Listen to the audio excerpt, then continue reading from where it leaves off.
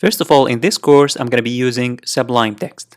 You can choose whatever IDE or text editor you want, but I prefer using Sublime Text because it's very simple to use, and also it doesn't take a lot of the PC or Mac resources, and it's very light. Therefore, I'm going to be using it.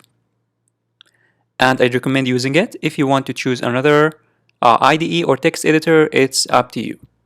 And if you want to download and install Sublime Text, you can go to sublimetext.com, and you can immediately download and install Sublime Text for Mac or for your Windows if you are using Windows.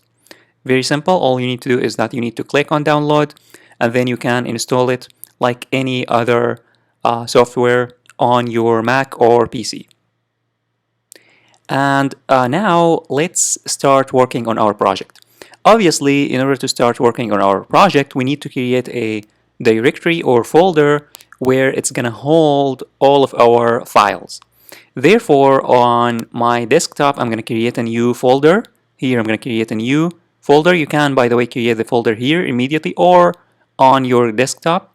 It's up to you. Let me just create it here on my desktop and then open it in Sublime Text. So here I'm going to say new folder, and then I'm going to name it. Let me name it Scraper.